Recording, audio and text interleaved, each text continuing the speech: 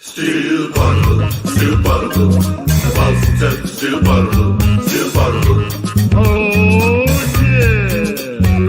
Still Poddable, still Poddable. Boston, still Poddable, still Poddable. Banner 18. J. King, Jam, Packard in the B-roll. Still Poddable, still Poddable.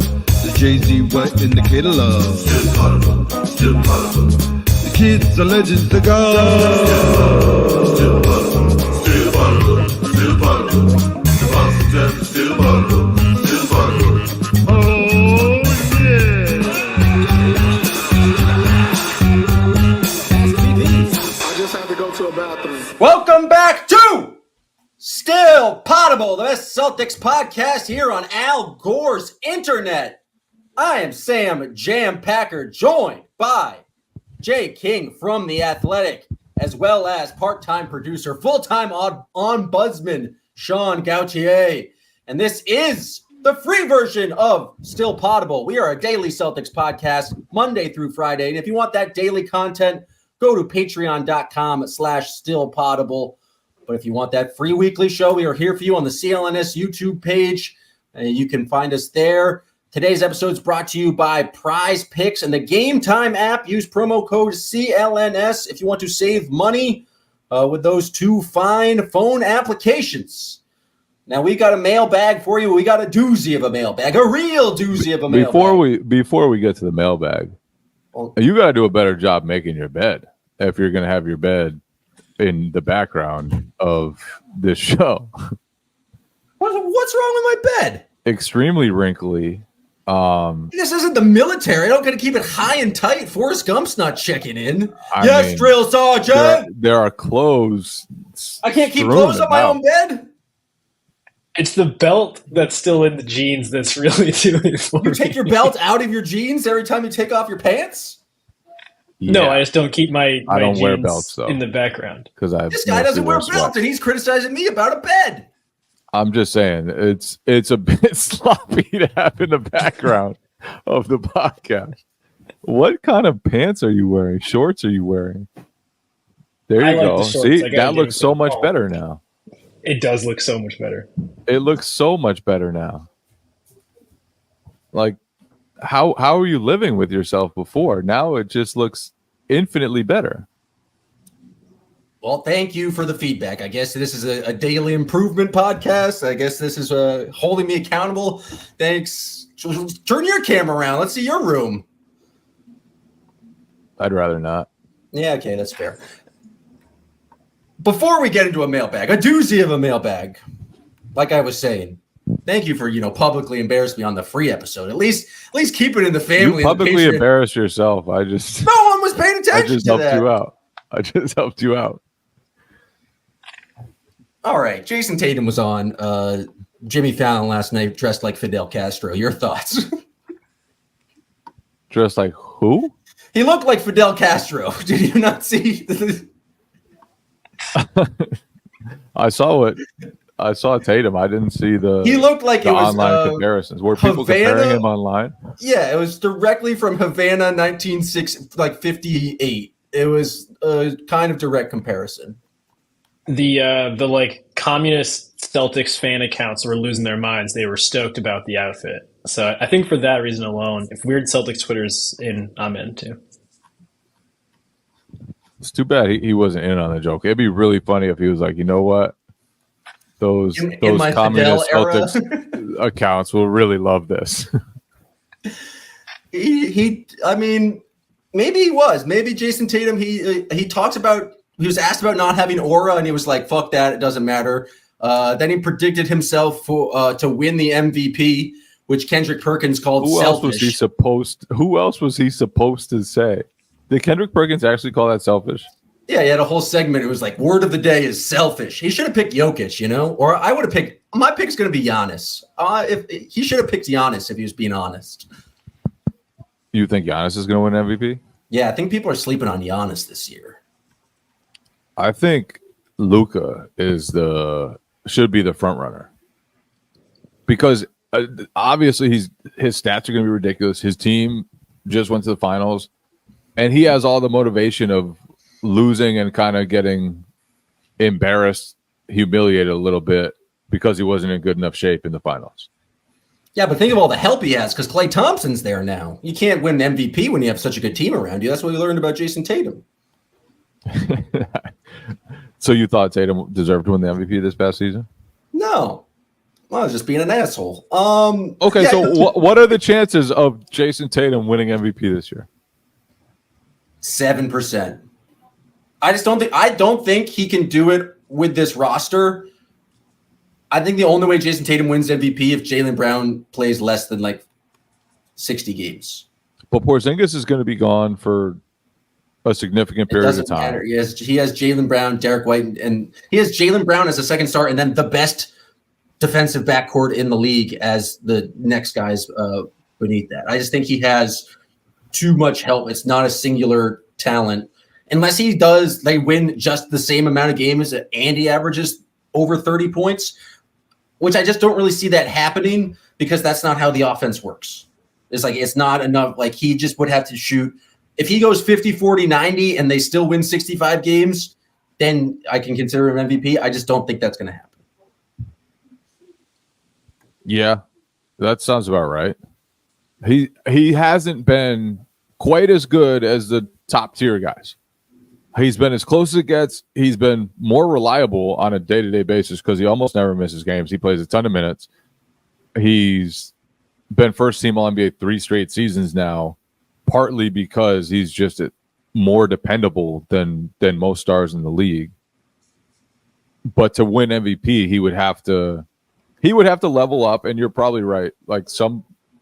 For that to happen, it might take some bad luck for the Celtics. If the MVP rewarded unselfish team chemistry play, then I think Tatum has a chance. And I actually think that's one of Tatum's best skills. And I'm so Joe Mazzulla pilled that I fully bought into defining success in different ways.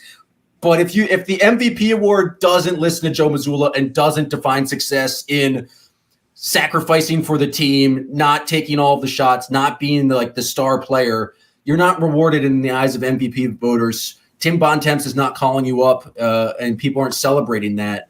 And so I just don't think the things that make Tatum great are not going to be rewarded on the national kind of level. And I remember we were talking about last season, we were talking about Packard, I feel like you kept bringing up best player on the best team and how that just doesn't matter anymore. But part of that too, I feel like, is that the expectations for Jason Tatum are so high that being the best player on the best team for him, in terms of narrative, right? For MVP, it just doesn't make sense because your expectations for him are already so great that he's not really going to be able to reach that, like you said, on an offense like this one. What if he leads a revolution in a Latin American country, a la Fidel Castro? Now, some people are saying Fidel didn't even lead that revolution. It was all Raul, but not me. Couldn't be me making that claim. Before we get to the mailbag, I like how uncomfortable Jay is as soon as I get into historical liberation talk. Yeah, got nothing. Nothing. I don't know much about that. I don't know much about that. Second Forrest Gump reference on the podcast. Sean, you are the host of the Here Come the Sun podcast following the Connecticut Sun of the W. I got to say, I don't follow the W, but I wanted to give you a chance to give us an update on just how the pod going and how the Sun are doing this year. Are they good? Are they going to win? When do the playoffs start? Yeah, all good questions. First of all, yeah, they're good. Nice. Sun are great. They started off with a historic start to the season. I think they won 9 or 12 straight games to start the season. They've taken a dip since then. They just fell down to the third place in the standings. In the W for the playoffs, they don't do East and West. They just kind of merge it together, so the conferences kind of don't matter in that sense. So they're in third place right now, but that does put them kind of in the best spot because if all goes to plan, they don't have to face New York or Las Vegas until the final. So definitely the side of the bracket you want to be on. But yeah, things are good in Sunland. They had a midseason pickup. Marina Mabry, she's been hitting a ton of threes. She's shooting 47% in the Is games. she the Sam Hauser? Would you say? Yeah, she's a Sam Hauser but on her last team in Chicago, she was like the primary ball handler on a team where they wanted her to be a facilitator, and she's just a knockdown shooter. And so she now gets to like be back in that role. Imagine if someone tried to turn Hauser into a on-ball creator. I kind of want to see that happen now. That's kind of what was happening to her. I never thought about that before. But and also, so it's like the Chicago was trying to make Mabry like one of the vets on that team in like her third year in the league. And so the fit was terrible. It was like it's one of the only like mid-season trades that has happened in the W in the past like 5 years or something. Like there's not usually mid-season trades in that league. But she requested the trade. The GMs have to step it up. What are you doing during the season? It's like it's a roster spot issue and a salary cap issue. Okay, mostly, but maybe the owners need to switch it up and they need more change teams. the CBA a little bit. More teams is definitely going to help. They've got a couple more coming in the next 2 years, so that'll be good. But yeah, and then obviously the Sun played a game in Boston. Yeah, I was going to ask you about that. Garden. That looked absolutely electric. What was it like to be in the TD Garden after what was the last time you were in there? Was probably Game 5 of the finals. Yeah. It was nuts. It was like they managed to create a really great. They were playing the LA Sparks, so they managed to create a really great kind of beat LA vibe. Even though the Sparks are like below 500 and not a great team right now, you still had all the energy. The game was really close and like it was like everything came down to defense. Alyssa Thomas, who's one of the stars of the Sun, she always says that like she feels like the Sun and the Celtics are playing in a similar way right now, where it's like defensive minded, a lot of sharing the ball, team basketball. It's easy to say that after the Celtics win the championship. You say, yeah, I feel like we're playing like the best team in the NBA. But that's just an outsider's perspective. Fair. They played but it's like, ball? well, I mean, like kind of like the way that they won this game, it was super close down the stretch. There's like 2 minutes left, and it's like it's Brianna Jones pulling a Marcus Smart and diving on a loose ball, forcing a turnover. A charge drawn with like 45 seconds left in the game. It was that electric defense stuff. Yeah, it was a good time. And just the house was packed. It was loud in there. The players were talking about how much they loved being there. So yeah, it was a good time. See, that's a problem with starting a franchise in Connecticut because it's a less than state. And so I think we need to get the Sun to Boston, maybe call them the New England Sun. These are just ideas from an outsider who doesn't deserve to have these opinions, but it's my podcast, so I'm going to say them. If you guys want more Sun talk, more coverage of the W, subscribe today to Here Come the Sun podcast. Sean is the host. Support our guy, Sean. Let's take a break here to hear from our sponsor, Prize Picks. Prize Picks is America's #1 daily fantasy sports app with over 5 million active members. It's the easiest and most exciting way to play daily fantasy sports. Unlike other apps on Prize Picks, it's just you against the numbers. All you do is pick more or less on 2 to 6 player stat projections and watch the winnings roll in. You can now win up to 100 times your money on Prize Picks with as little as 4 correct picks. And Prize Picks is the only real money daily fantasy platform with an injury insurance policy, which I think is very useful so that your lineups stay in play even if one of your players get injured. If your player leaves in the first half and doesn't return, your picks are still live. I know personally with Prize Picks, I'll be looking at the NFL season here. Jacoby Brissett is going to be the quarterback for the Patriots, so I'll be looking what his passing yards are out of the gate. Probably will take the under on that one. So download the Prize Picks app today and use the code CLNS and get $50 instantly when you play $5. That's code CLNS on Prize Picks to get $50 instantly when you play $5. You don't even need to win to receive the $50 bonus. It's guaranteed. Prize Picks, run your game. You guys ready for a mailbag? I'm ready. First question from a man, a legend around these parts, a man we haven't heard from in a while. One Joshua B.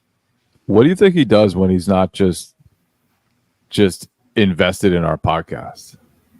I don't know. I feel like he's scheming up ways to do more in the offseason. I feel like he maybe has a cork board full of plans, but that's just me. Maybe he's connecting the dots. Josh B is a legend. He asks, why does Brian Windhorst hate the Celtics? And before you say he doesn't, or you don't know why, is there anything the Celtics could do to flip the national media anti-Celtics bias, or are we just doomed? Why does your boy Windy hate the Celtics, Jay? So, Windy doesn't hate anybody. Windy's just a happy man. He's such a happy guy. He just spreads joy and tells great stories. Great stories. I would guess he's saying this because Windy said basically like it's harder when you come off a championship, and even if Celtics are really good again, it won't be the same. I think it's true. You look around the NBA, even the teams that win again and repeat, there's just like attrition. It's like doing it takes so much out of you that doing it again is just even harder. And I think we saw it with the Warriors, kind of the stages of like that was probably the best example of just like the stages of winning, how it gets progressively harder. It was like that first year, they just destroyed everyone. No one, maybe in NBA history, was touching that team. The second year, they destroyed people more. No, the first year was when they really destroyed people. That was when they went 73 games the second year. No, I mean once they got Durant. Once they got Durant, it was like that first year was just like smooth sailing, and they destroyed everybody. Second year, they were still much better than everybody, but had to like come back against the Rockets, and then they had to like it was just a much tougher run. And then the third year, obviously, everybody got hurt. They lost in the finals. And it's just like the physical toll, the mental toll. Kevin Durant ended up leaving because partly because he and Draymond Green had a falling out. And so everything was on display for the world to see. It's just like, it's hard. It's hard to stay at that level physically. It's hard to continue to be committed to the right things and stay within the team concept. Is it easy? Follow me on this one. We mentioned the 73-win Warriors. They came out and won, the first 29 games of that season? They were absolutely on fire after winning their first championship. They were incredibly locked in. They had a crazy close game against the Celtics, who almost beat them to ruin that winning streak. And I think they lost to the Pistons the next night. I think, Jay, you're talking about being deeper in the playoffs. How much harder is that to when the target's on your back and teams that get better? But is there a chance the Celtics come back and we've unlocked this, we've figured it out, no one can really fuck with us because we just went through one of the more dominant seasons of recent history? Yeah, there's definitely that chance. Are you saying everything is a possibility, from struggling to thriving? Yes. And also it takes people sometimes a little while to catch up and a little while to believe. But the Celtics, what they did this past season, every indicator that we have, from their record to their net rating to their playoff record to their playoff net rating, suggests this could be a historical team. And I think it's easier to believe it now. And maybe they're just a historical team, and maybe they will rattle off 2 or 3 championships in a row. Who knows? And I don't, to answer Joshua B's question directly, I don't think there's anti-Celtics bias. I think the Celtics were not the most exciting of teams last year in terms of things that are going to lead NBA today. One, they're not the Warriors, they're not the Lakers. I think there's definitely a pro Warriors Lakers bias in terms of those are the teams that those national podcasts are going to talk about.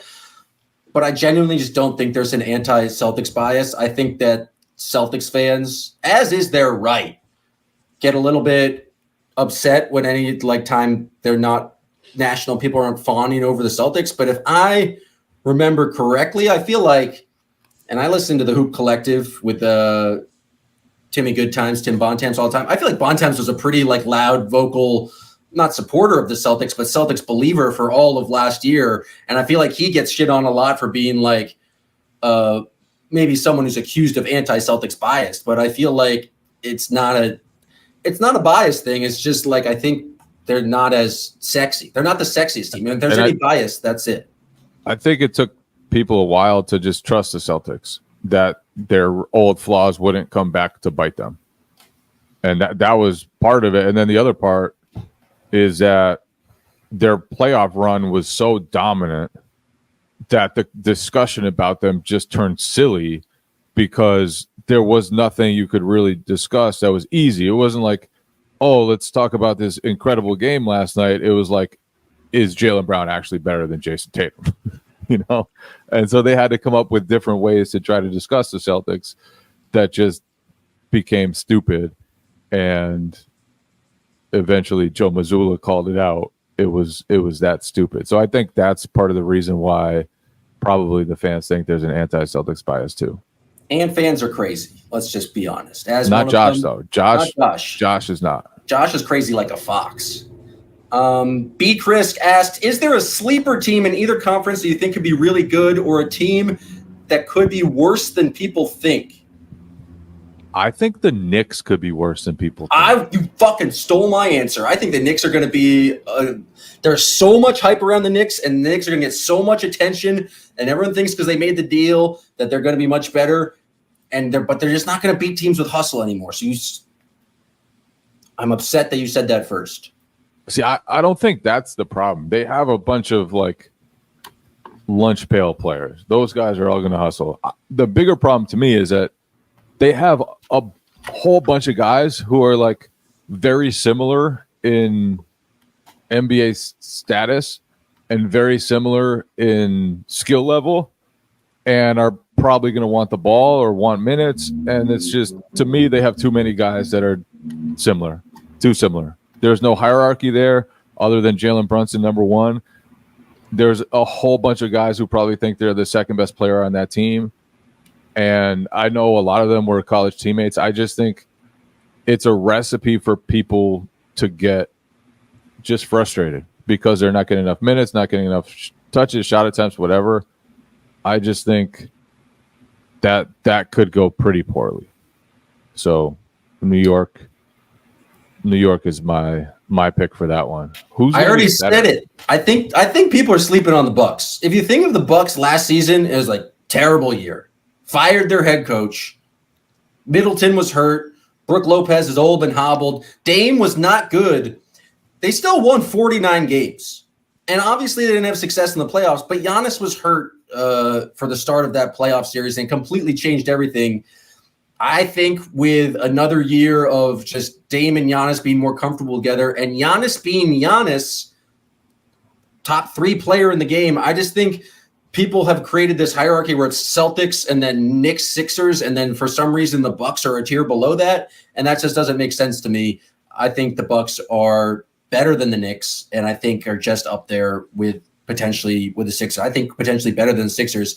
I just don't hear the Bucks being talked about as like a true contender, and I think they still have obviously they have things to work on the defensive end. I think they made some decent pickups for the minimum, like the veteran minimum. I don't think it's like changing their launching them past the Celtics, but I still think I just remember the series 2 years ago. Playing Giannis in a 7-game series where Giannis is going full Giannis is exhausting, and it takes everything out of you, and it's incredibly hard to defeat him. And the Bucks seem to only lose. I mean, they lost that playoff series in 7, but it's going to be incredibly hard to defeat the Bucks if you have a fully healthy Giannis in a playoff series. And I think people have kind of forgotten about that just because of how poorly they went out last year at the start of the playoffs. I'm going to give a couple more. I think New Orleans has the potential to be both. Hot take. I could see that totally falling apart because Murray, McCollum, Ingram, and Zion, I have no idea how that works. There's just no planet in which that is a good core mix of 4 players. However, let's say Zion stays healthy. Let's say Zion is in better shape, which he appears to be based on photos I've seen. Let's say he could be one of the top 5 players on planet Earth this season. He absolutely could be.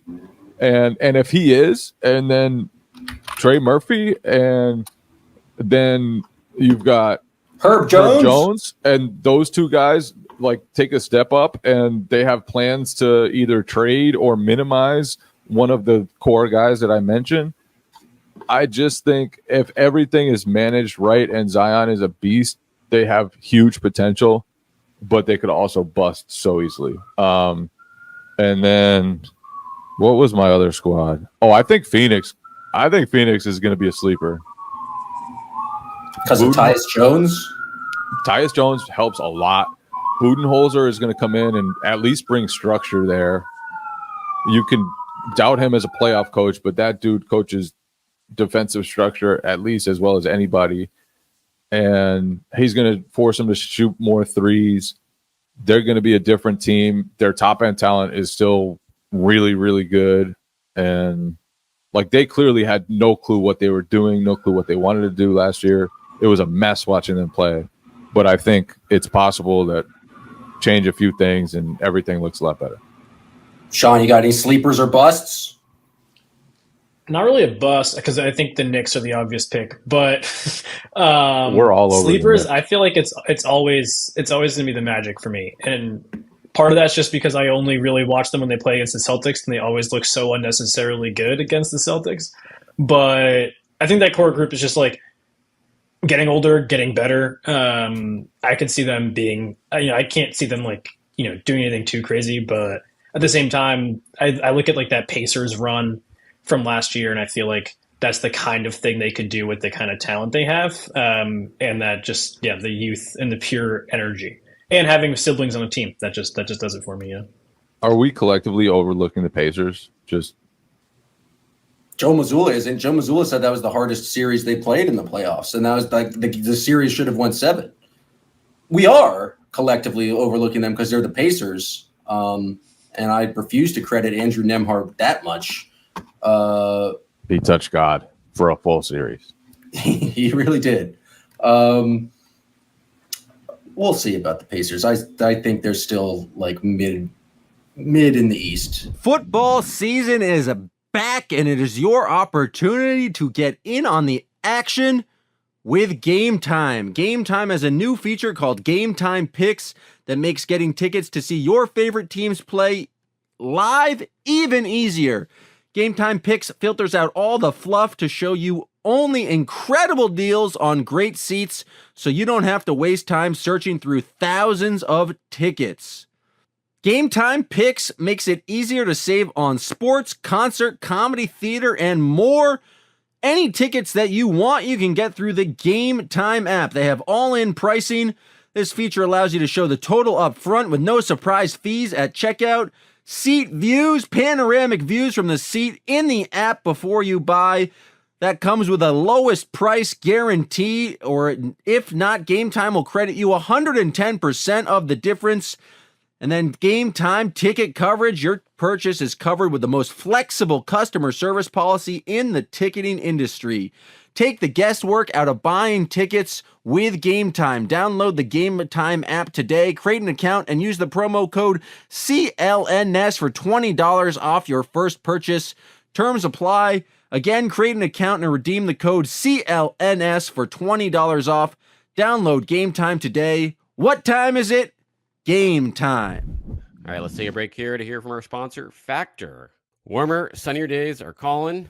Feel for them with Factor's no prep, no mess meals. I know personally, at home, myself, my wife, my son Zach, getting mealtime ready is a big chore a lot. So Factor's fresh, never frozen meals are dietitian approved and ready to eat in just 2 minutes. So no matter how busy you are, you'll always have time to enjoy nutritious, great tasting meals.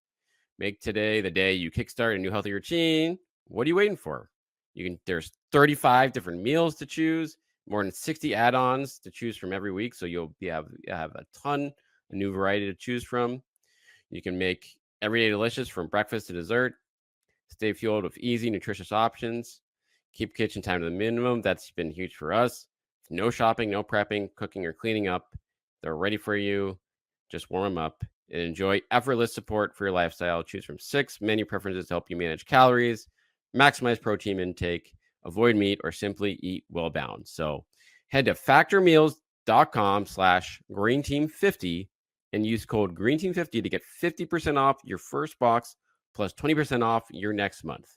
That's code GREENTEAM50 at factormeals.com/GREENTEAM50 to get 50% off your first box plus 20% off your next month while your subscription is active.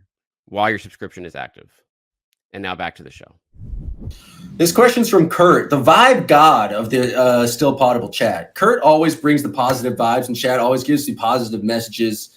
And I really appreciate Kurt and what he brings to the Still Poddable chat. If you want to be part of the Still Poddable chat, go to patreon.com/stillpoddable. Subscribe today before the title run, the title defense, or not the title defense. We don't do title defenses here in Boston. We're on offense, like an orca whale or some sort of other apex predator. Kurt asked, what's the deal with the Corrales beef? Need an answer. No skirting this. At least just tell me if he's an asshole or something. He says Still Poddable greater than that other daily pod by run by who will not be named. There's no beef with Corrales. You can name him. There's Corrales. He hosts a Daily Celtics podcast. We host a Daily Celtics podcast. We have multiple voices checking in, giving you different perspectives. He's just yapping away with one voice. Occasionally has good friend Tom Westerholm on there too. But there's no real beef with Corrales. It's just iron sharpens iron. It's a natural, just like rivalry. You want to get better at podcasting. We did a Daily Celtics podcast, the Reigning Jays. Jay and John were the original Reigning Jays with John. In fact, we went daily. We created the entire Locked On Celtics podcast. I'll say it now. We built up that entire audience, John, Jay, and I. But Corrales is a good guy. No beef other than our podcast is way better than his podcast. I enjoy taking shots at him on Twitter, and most of the time when I do that, we're in the press room together and I'm sitting there laughing with him while I do it. So I'm sorry that it's not real. I wish it was real because it'd be more fun and entertaining. Well, actually, before we started this show, we called Corrales. Before we started Still Poddable, when we were leaving the Athletic, we reached out to Corrales. We're like, is there any way we could do it together, a show again? So we're still on good terms. He's a good guy, good podcaster. Show's got a lot of ads though. Like if you want to not a lot of ads all up in the episode. Don't want to be learning about Patreon. Come to Patreon. Question from Grant. Actually, is a similar question. Poddable is entering its 1 year mark of existence. When we started the show, what did we expect Still Poddable to be, or do we expect it to be where it's at now? Jay, I had no idea what we were doing, so I don't know how to answer this question. I definitely didn't expect it to be where it's at now because we had no plans at that time to bring on B-Rob. And so it's much better than I anticipated. It's daily show, which we definitely didn't anticipate, but bringing along B-Rob and adding him as a third guy, like just kind of catapulted us to a different level than I think we all expected. There will be new things coming, and we'll discuss that closer to the regular season as we start making our changes and adding some more content to the mix. But yeah, like the whole B-Rob thing, which came about kind of suddenly, was a huge change and an awesome change. Yeah, and I think it was just like really cool to have the chat and the people in the community. Sean and I went to Dallas and we're at the NBA Finals under the credential official. I can show it now. NBA Finals credential that says Still Poddable on it. That's insane. Jay and I just made this up. Like, it's kind of wild. I still am very appreciative of everyone who kind of like has subscribed and supported us and continues to do so.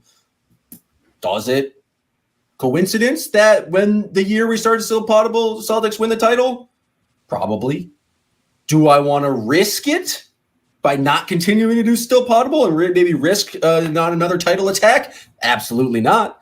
And so we're very excited for year two. We hope to keep growing. We hope to keep building this community. Patreon's adding all these new features. Jay King, I saw the other day, is just going live audio and chat. And so everyone should go patreon.com/stillpoddable, subscribe, trying to make it more interactive this year, trying to do new things with post-game podcasts and things like that. And so very excited for year 2. Jay, another question from Gambling Grant, who you are ducking and refused to do a 3-point shootout challenge with. Shocking.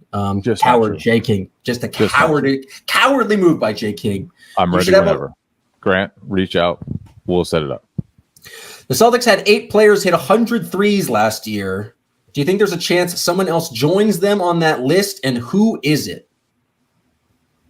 The only one that has a chance is Baylor Shireman if he's like ready from day one. Not Ronald Walker? Ronald Walker the fourth? Might take 100 threes. What if he makes them all? Yeah, I think it's still Baylor Shireman. Because Lonnie, we know what Lonnie is. We've seen Lonnie Walker in the NBA. Can he shoot? Yes. Will he shoot? Yes, definitely. But will he earn minutes from the guys in the Celtics rotation? I really don't see that happening. But Baylor, I don't know what he is. I don't know how good he is. There's a possibility, a non-zero chance that he's better than anybody expects and will earn minutes from day one and make more than 1 3-pointer per game. I'm trying to look up what the just the 3-point make totals. Like who? Jay, do you think you can 100 threes is a lot of threes. Making more than 1 3 per game and playing a lot of games is really hard, especially in the Celtics rotation. All right, do you think you can name? What if Luke Cornett just starts jacking again? You hate that. You said he's not allowed to do it. Do you think you can name the top 8? Top 8 3-point shooters on the Celtics last season? 3-point makes. Jason Tatum. 1. Then it gets hard. He was 229. The next best was 197. 197 that's like almost 3 per game if you played it. The next is best percentage on the team. Oh no, second best percentage on the team. Hauser. Correct, with 197. Then third is Derek White. Nailed it. Well, you know ball. Fourth is Jaylen Brown. No, Jaylen Brown is 5th. Fourth is Peyton Pritchard. Correct. 5th is Jaylen Brown. 6th is best Al percentage Horford. on the team. Nope, Al Horford is 8th. Al Horford was 8th. With best 108 makes. Best corner percentage. king, corner specialist. Oh, Drew. He shot better than Hauser percentage-wise, huh? Okay. 42.9%. Drew, Porzingis, Horford. Yeah. Drew is 42.9%. Hauser is 42.4%. And then there's a big drop-off to Svi, who hit 42 threes.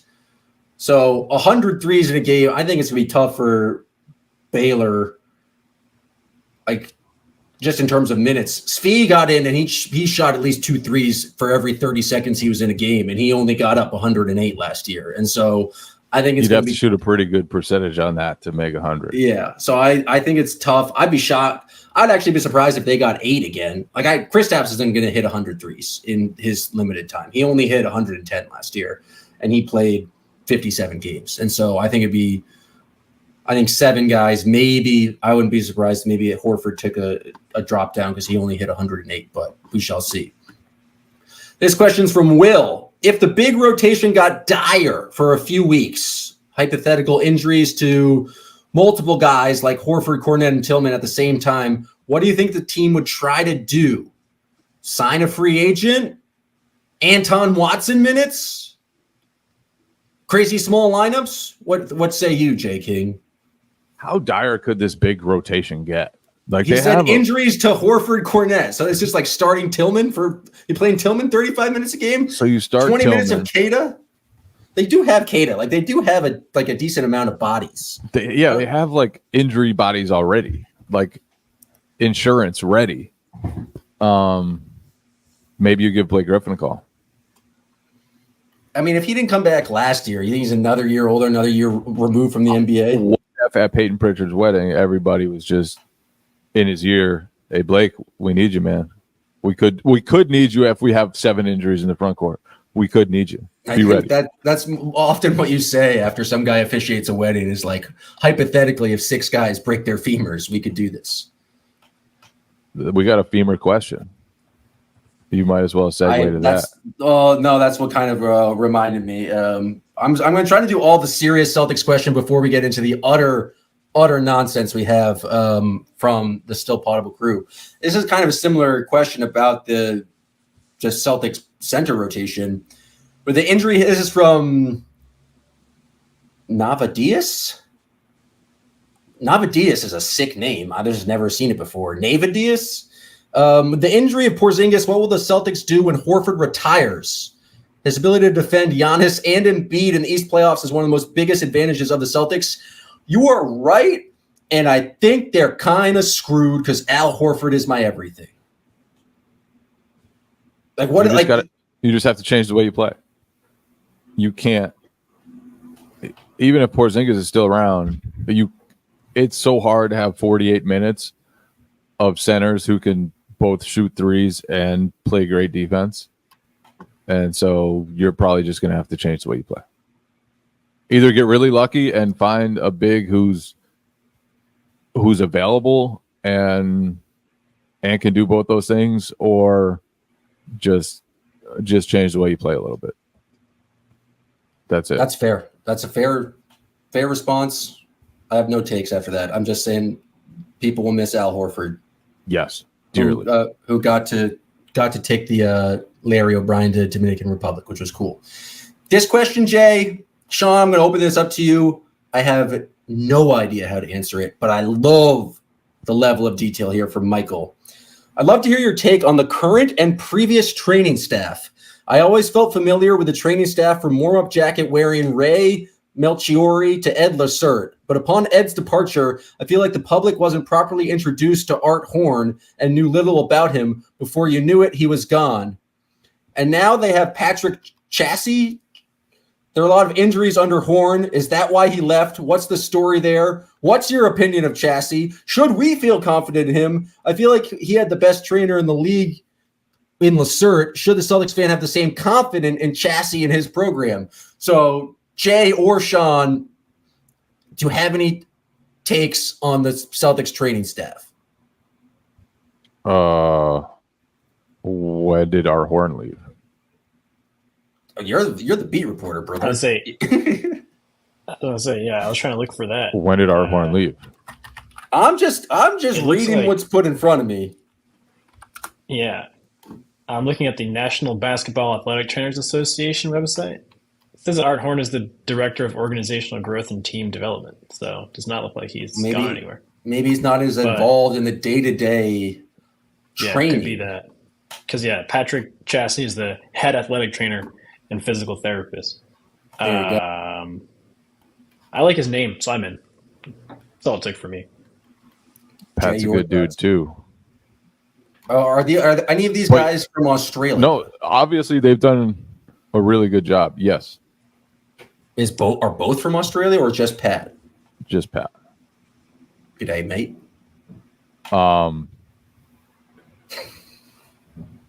What are you laughing at?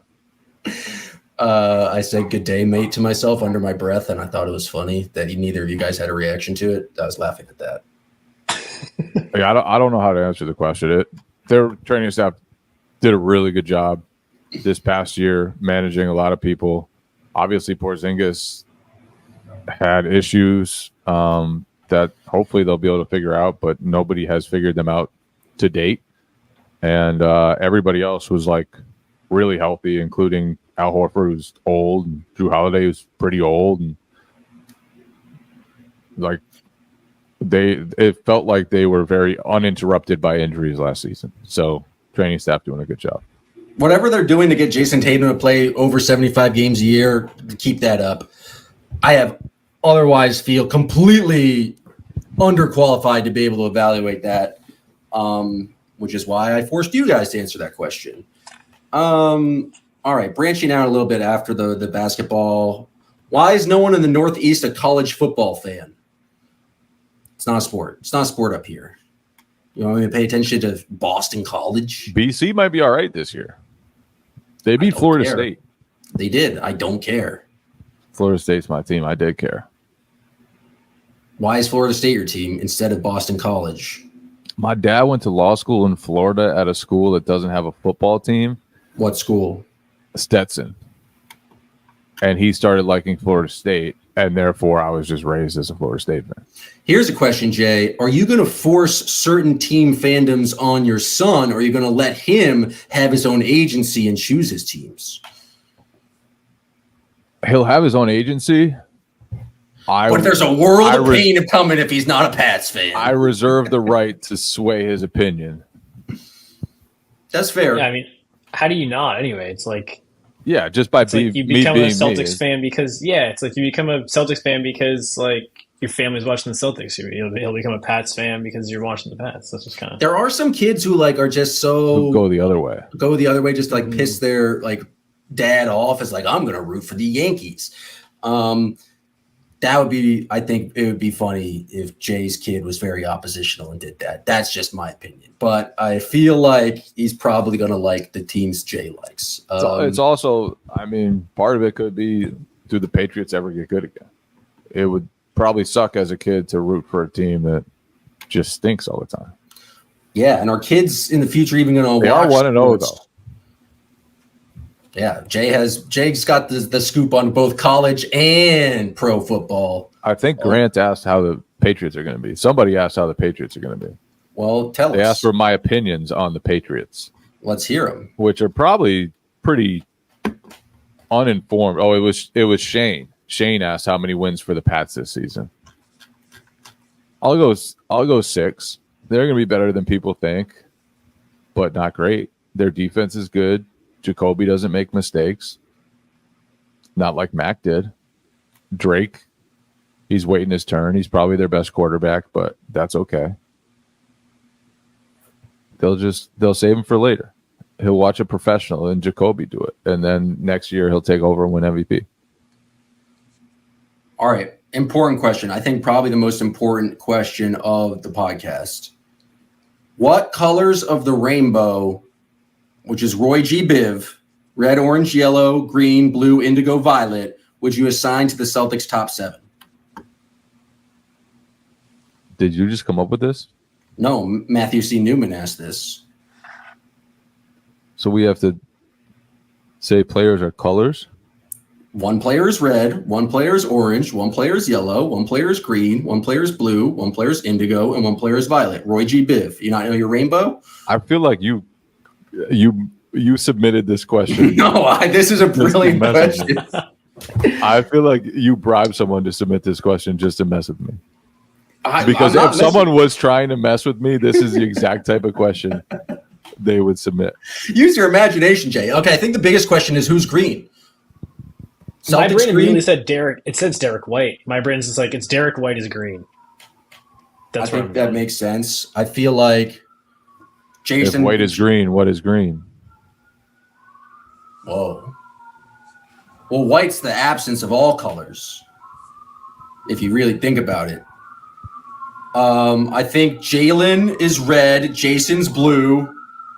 I was going to say the same thing. Yep, keep going. Yeah, makes sense. That feels pretty obvious. Kristaps is yellow. Orange, I'm going to go with Hauser. Violet is Al Horford. Indigo's Drew Holiday. Nailed it. Yeah.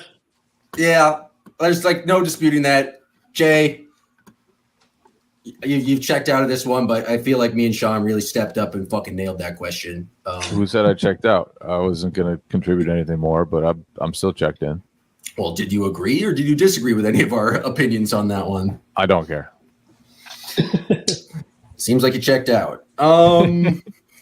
This question's from Will. As a new Philadelphian, I do live in Philadelphia. Go Birds. I mean Brighton, Hove, and Albion Seagulls when I say that, but don't tell them.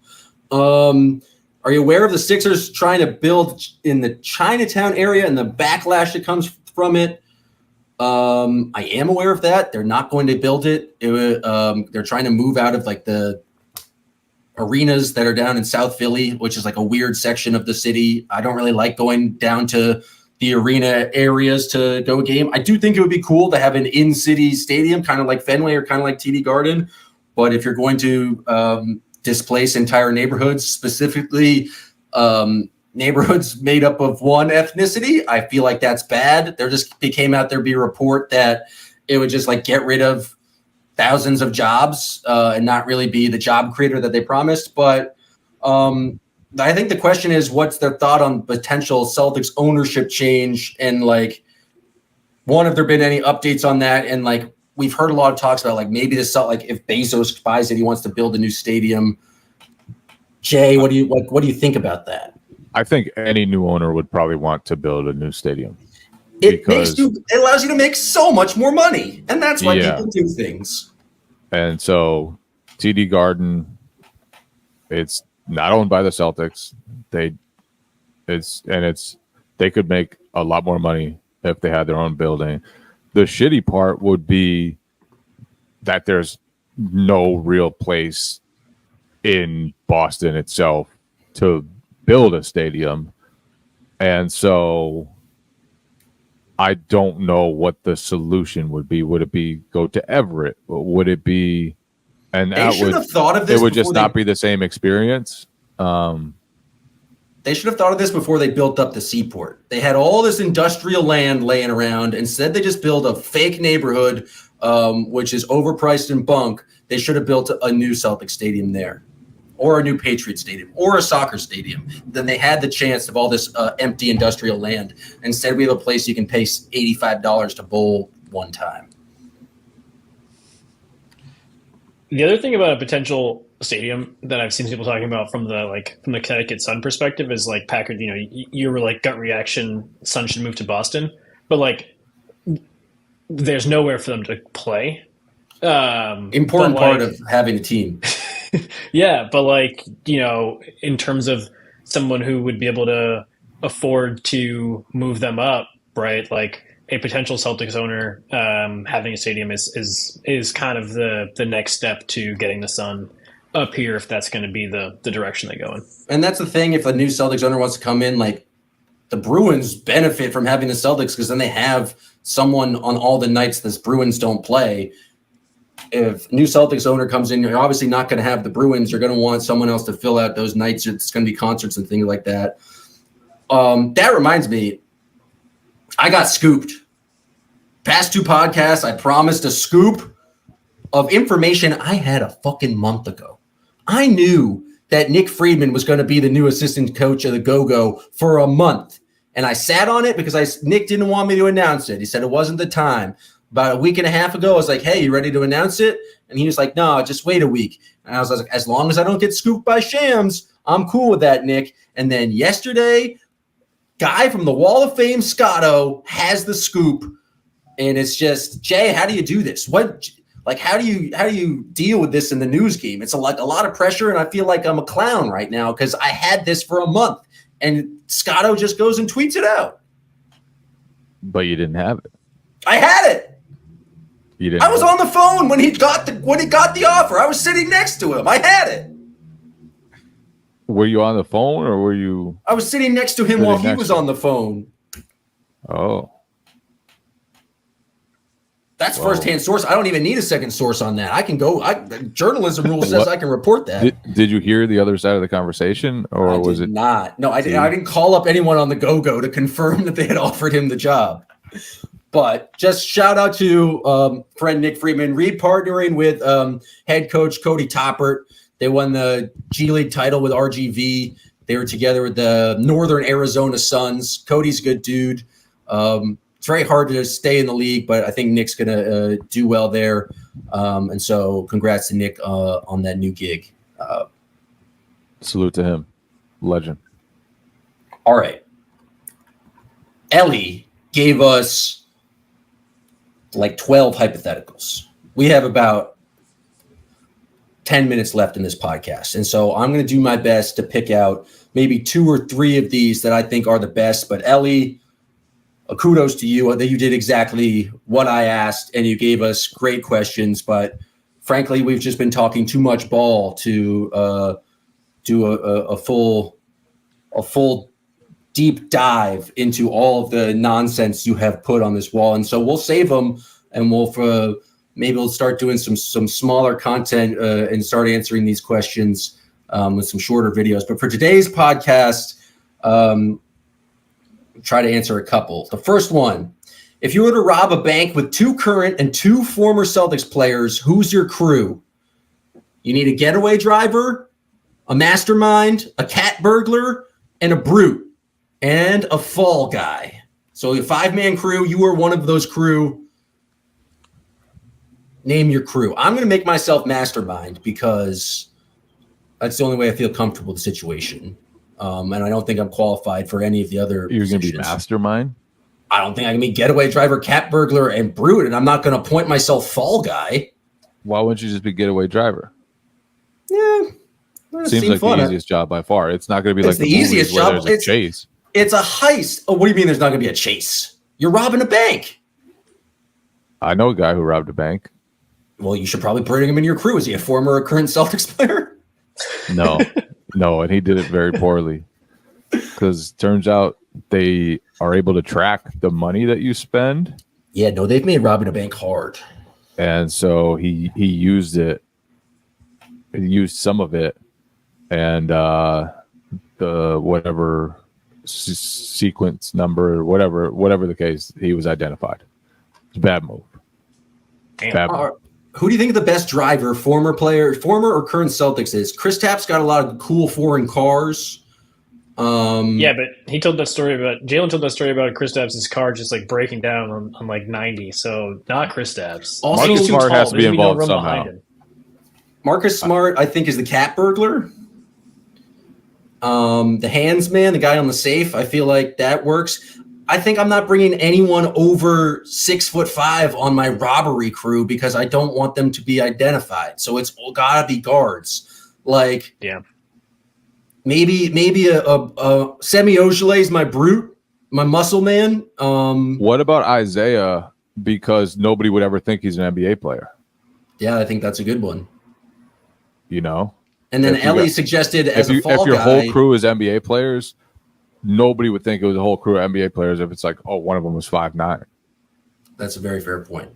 I think Isaiah is a good getaway driver. Smart the cat burger. Semi is the brute. We're doing all former players. We have to do Peyton Pritchard as the I don't know why he Ellie said if you need a fall guy, they're making Kyrie that, which I think is a good bit. But mastermind, you might go Missoula because he watches the town so often. And he's plotted all sorts of heists in his head. Yeah, it's got to be Missoula. Yeah. Yeah. I think everyone else is too recognizable. I mean, maybe we can get PP in there to just have him hang out, and hopefully if you need a buzzer beater, whatever that may be in this situation, you just point to Peyton Pritchard and he does something really clutch to help you with it. But I like that.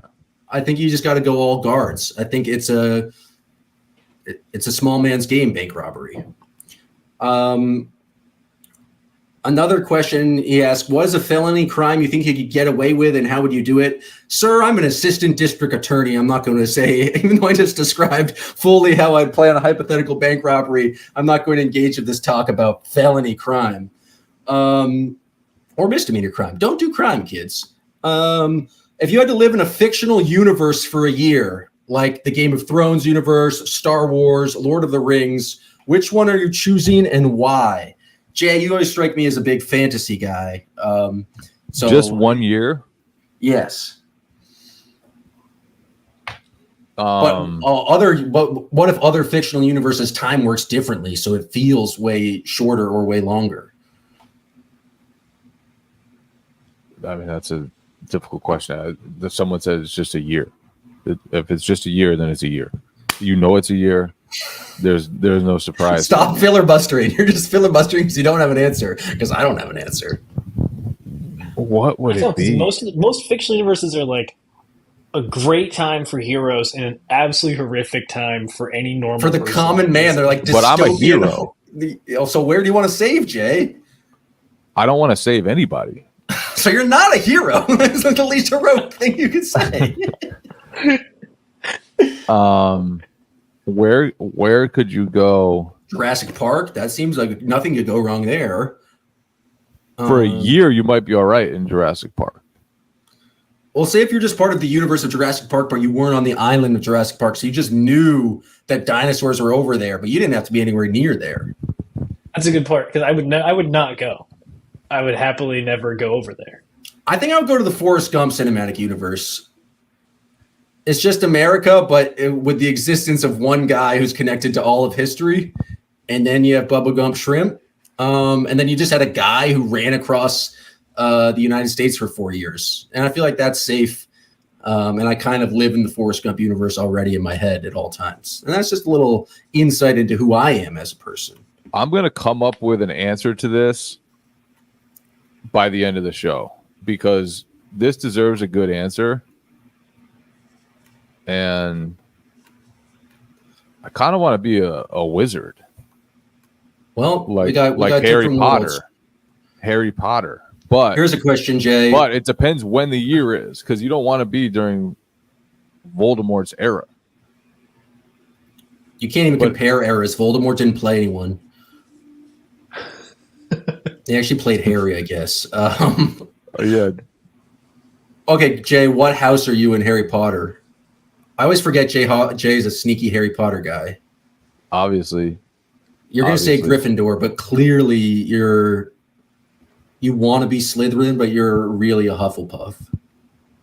I mean, that's just false. You know that's false. Everyone knows that's false. It's just you're not even being realistic right now. What are you then? You're going to say Gryffindor, right? I'm Gryffindor, yeah. Sean, what do you think Jay is? I think he's kind of a Gryffindor. I'm stuck on the universe thing. I'm thinking Looney Tunes because no matter what happened, no consequences. Yeah.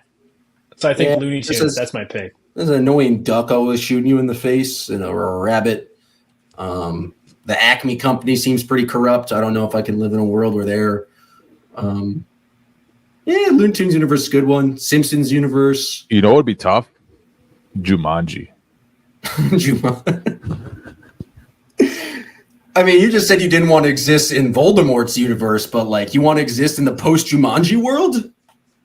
Also, speaking of Jumanji, everyone right now go out and watch the sketch on SNL that was recently about Jumanji, about getting Jumanji'd and what exactly getting Jumanji'd means. It's absolutely hilarious. But Jumanji universe, you're obviously talking Robin Williams Jumanji, not Chris Dwayne The Rock and modern. I didn't know there was a new one, so yeah. Okay, old school Jumanji, I think is the best answer we're going to come up with. Final question. We'll wrap it up on this one. This one's philosophical from Ellie. You find a book, and as you keep reading it, you discover it's actually about your life. You get to the point of the book where you are right now reading the book. Do you flip the page and keep reading, or do you stop? I would like to stop. Here's the thing: would the book but just I don't be know like, if I and then would. he flipped the page and he kept reading, and then you're just in this cycle of it's just talking about you reading the next page, and then you're just kind of that's clearly forever. not the. Or you're saying it talks about the your future sentiment life? of the question. Yeah. I'm just trying to talk things out, Jay. I'm just trying to explore what would happen here. You can't keep reading it. And how long would it take you to discover it's a book about your life? I've lived 34 years. I think by the age of 6, I would be like, I think this is about me. I feel like if you did read it, then it wouldn't come true because. Yeah, it's like a time travel movie where you can't affect what happened before. Yeah, you would either good or bad. Good, you'd find a way to probably screw it up because if you thought that was destined for you, you wouldn't make it happen. And bad, you would find a way to avoid whatever fate was coming to you. Yeah, but if it was a true book about your life, you would read about that and then try to make it happen. And then the book would eventually go to how to explain how all of that actually did happen. And you were just confused in the book. No, it'd be like Adjustment Bureau. Like those I don't two know what people that is. Matt Damon flick. Good flick. I've heard of him. You know what's a So- show that's good, Jay, that you put me onto? Slow Horses. Oh yeah. Great I show. got- Season 4 just came back. You guys should watch it. I got the latest episode to watch tonight. It's a good one. I would read the book. I wouldn't be able to not read it. If I got up to the page of me on this podcast right now, I'd be like, well, I got to see what the hell happens next. Also, that would be such a boring book if it was reading about my life and it was just like Thursday, September 12th, recorded an hour-long podcast about the Celtic. Like, what is that book? My life's not that interesting. Sure, there's been moments and highlights, but this has got to be little vignettes rather than just a daily story of my life. So, I don't know.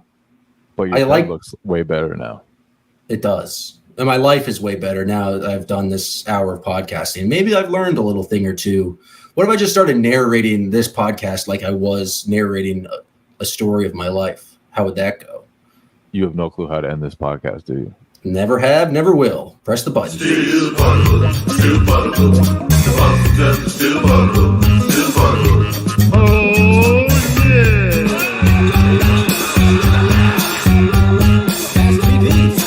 Slow down from eating and drinking and all that wild stuff.